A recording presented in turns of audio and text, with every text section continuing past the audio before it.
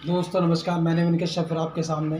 दोस्तों, प्रभु परमात्मा से दुआ करता हूँ आप स्वस्थ हो, तंदुरुस्त हो, कामयाब हो और सफलता को प्राप्त कर रहे हो। दोस्तों मैं बात करूँगा आज आपके परिवार के स्वास्थ्य के लिए।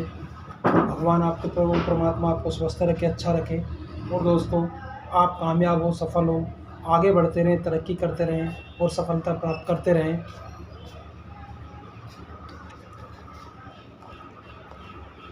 दोस्तों आज मैं बात करूंगा लालच।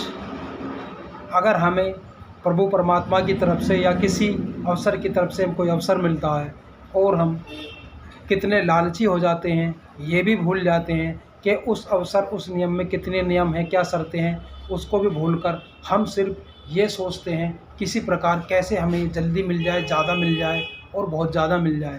तो दोस्तों मैं किताब पढ़ रहा था जीत आपकी, जिसके लेखक शिव खोड़ा हैं। उसमें ये एक कहानी थी, छोटी सी स्टोरी थी। एक मनुष्य को ऊपर वाले ने एक अवसर दिया कि तू जितना दिन में सुबह से शाम तक जितना तू दौड़ जाएगा उतनी ज़मीन तेरी हो जाएगी।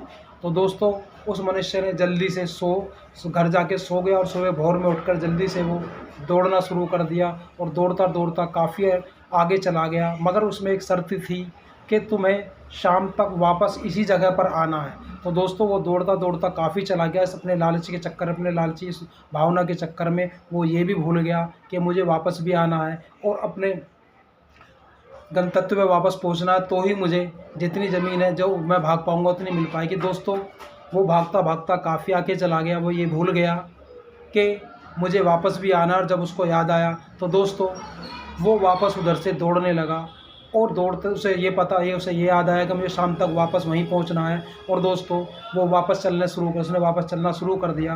दोस्तों वो काफ़ी आगे निकल गया था। तब उसने उधर से काफ़ी तेज़ दौड़ना शुरू किया, इतना तेज़ दौड़ना शुरू किया दोस्तों, वो जब तक उस अपने गंतव्य पर वापस पहुंचा शाम हो चुकी थी। वो शाम से पहले वहाँ नहीं पहुँच पाया। और दोस्तों वो इतना तेज़ दौड़ा था कि आते आते उसकी मृत्यु हो गई।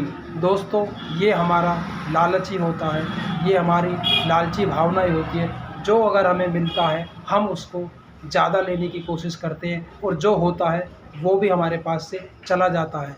तो दोस्तों अपने जीवन में एक सीमा रखें, किसी भी चीज़ को प्राप्त करने की लालच ना रखें, लालची ना बने। अगर कोई अवसर मिले तो उसके हिसाब से, उसके नियम, उसके शर्तों के हिसाब से हमें उस कार्य को करना चाहिए और उस कार्य की प्राप्ति करनी चाहिए, ना कि लालची बन के उस मनुष्य की तरह जो मिलना था वो भी चला गया। तो दोस्तों आज का मेरा मकसद आपको यही बताने का था कि अपने जीवन में अगर कोई इस प्रकार का अवसर मिले तो लालची ना बने, एक सीमित सीमा तक उसको प्राप्त करें और उसका सुख और आनंद उठाएं, खुद भी उठाएं, अपने परिवार के साथ भी उठाएं और अपने परिवार को भी उसका आनंद दें, ना कि लालची बनकर वो जीवन भी अपना समाप्त कर ले और अपने परिवार को भी कुछ ना दे सके। तो दोस्तों अपने जीवन में लालच को दूर रखिए, लालच से परे रहिए, अच्छा कार्य करिए, अच्छे तरीके से करिए, नियम कायदे कानून के साथ करिए, किसी के साथ बुरा मत करिए, अच्छा कीजिए, तभी आप कामयाब और सफल हो पाएंगे और उस अवसर का हम फ़ायदा उठा पाएंगे। तो दोस्तों